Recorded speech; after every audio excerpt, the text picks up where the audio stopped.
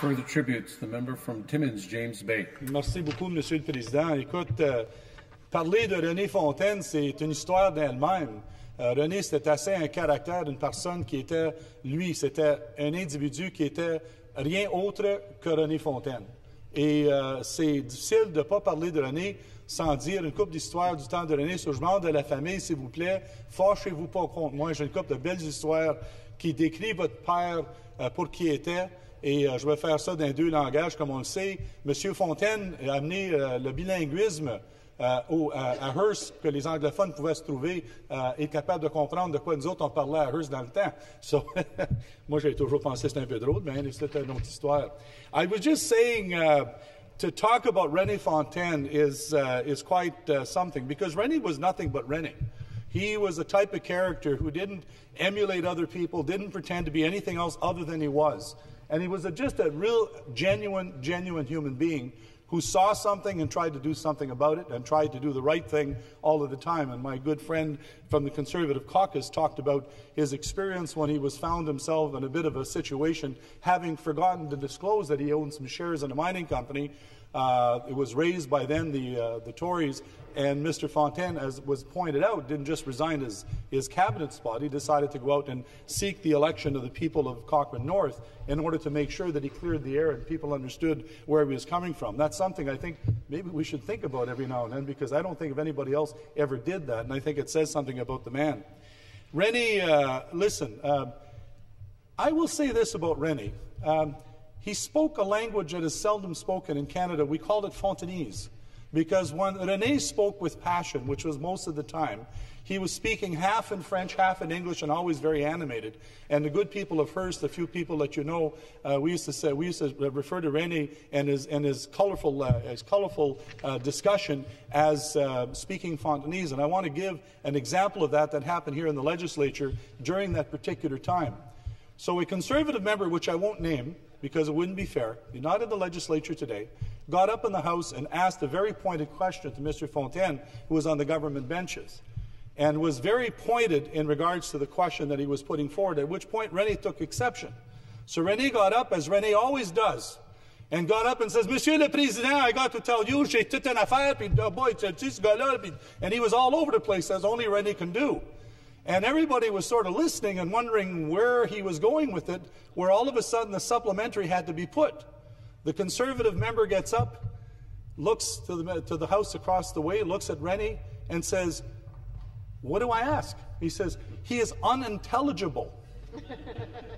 At which point the Speaker rises, a member of the NDP caucus, Joel Pouliot, gets up, rises to a point of order and says, Monsieur le Président, sur un point d'ordre. That vile little man in the front row of the Conservative caucus, he dares to stand in this legislature and say that Monsieur Fontaine is not intelligent. And he says, I want to tell you, he says, first of all, as a Francophone, and number two, as a member of the Assembly, and as a fellow Northerner, I want to say that that is not the case. In fact, Monsieur Fontaine has a very high IQ. He says, the only problem is half is in French and half is in English. Well, the reason I tell that story, some people might be offended, but René understood that in the cut and thrust of this place, sometimes you give it, sometimes you take it, and you got to take both sides of it. And that's something that René really understood. He understood at times, yeah, you had to fight hard for what you believed in, and even if you had to fight with your friends and often with the foe, you always had to remember, at the end of the day, we're all human beings. And if we can't laugh about ourselves, what's the point? And René understood that to quite an extent. J'ai eu l'occasion dans la ville de Hearst à travailler avec René sur beaucoup de dossiers.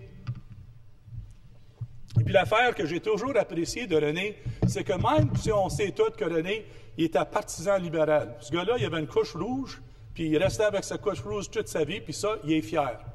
Et n'importe quoi qui se passait, quand ça venait à la ville de Hearst, mais quand ça venait au nord de l'Ontario, puis il y avait un dossier qui était capable d'avancer, lui, il n'y avait aucune différence qui travaillait avec. Si toi, tu voulais travailler avec lui sur quelque chose que lui pensait être important, si tu étais conservateur, néo-démocrate ou libéraux, ça faisait aucune différence. But wait until you got into a campaign. That was a whole different story. Because René was the ultimate campaigner. And in fact, put a stranglehold on the town of Hearst to quite an extent. I think it took me like 2 elections before I was able to win after he had been gone for three or four terms. People that just out of the work that Rene had done and the respect that people had of him and Hearst had still been voting Liberal even though he wasn't there. Now, thank God, I've been lucky over the last couple of elections in the town of Hearst, but a lot of that was Rene. And I think that says something, that people respected what he did even after he was gone. We talk about the Northern Heritage Fund that was created under Rene Fontaine. Another thing that he had created was what they called the development corporations.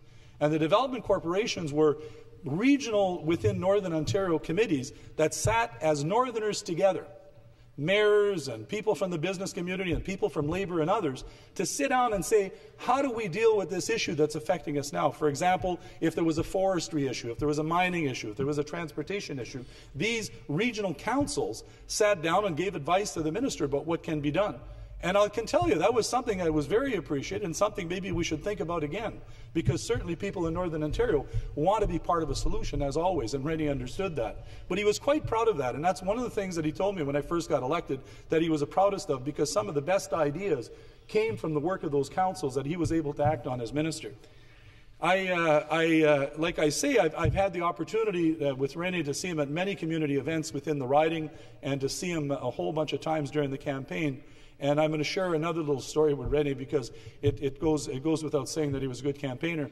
I believe it was the election of where Mike Doody had run as the Liberal candidate. I might be wrong, but I think it was that one.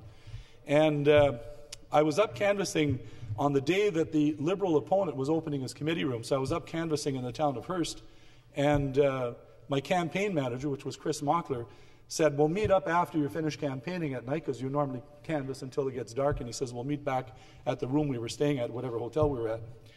So we get in, and he said, how'd it go? And I said, well, starting to feel okay. I says, there's a big, long shadow in this town, and it's called Rene Fontaine because I'm picking it up on the door. And I says, but I says, I seem to feel as if things are starting to go. I think that was the first election I actually won Hearst. And he says, well, geez, he says, I went to Mike Doody's committee room opening. And I says, how'd that go? He said, oh, it wasn't bad. They had a few people there. And he says, they ordered some Chinese food. So I says, what'd you do? He says, oh, I went in. I had Chinese food. I had to eat. He says, what the heck? He said, I went in and, sat down, had some Chinese food, sat with some wonderful people. He says, I recruited a couple of volunteers, and I brought them to the committee room afterwards. I said, Chris, you don't do that. You don't go in the other guy's committee room. That's not a good thing. So anyways, so the next day, I end up at Sin FM, where we're all doing our radio ads for the campaign, and Rene is there with the candidate. And Rene stops me and he says, ah, Bisson, ici, t'as pas une chance. Tu as dit, on a toute une équipe ici, Mike Doody, il dit, ça va tout bien aller, tu vas voir, on va gagner Hearst, puis on va gagner tout le comté, puis ça va être rouge, tu vas voir. J'ai dit, ben, je te souhaite la bonne chance, René. J'ai dit, m'a faire quoi je peux. And he turns around and he says, matter of fact, he says, it goes so good. He says, last night we had our committee room opening, he says, down there, I guess it was on George Street, and he says, we had people coming in off the street. He says, people who moved into town for the first time, the first thing they do is they come to our committee room and say they're going to be Liberal. And I says, oh, yeah, you had it. And all of a sudden, my campaign manager walks through the door and he goes, he's the guy. And I says, introduce him to my campaign manager. But again, I say that story because some people might have got mad. I was certainly mad at my campaign manager for having done that because I don't think it's not the way I operate things. I don't like that. It doesn't feel good.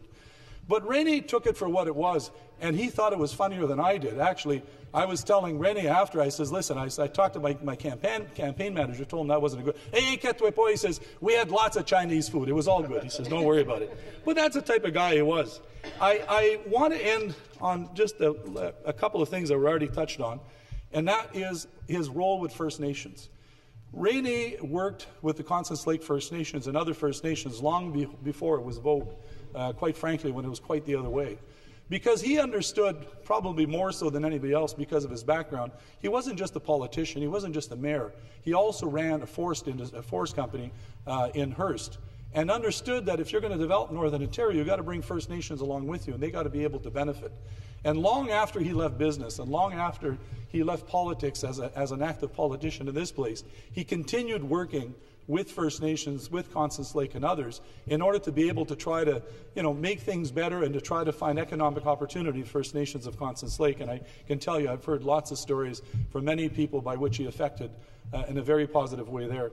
The other thing is, and it has to be said for the town of Hearst, never have we had such a champion as Rene Fontaine in the town of Hearst.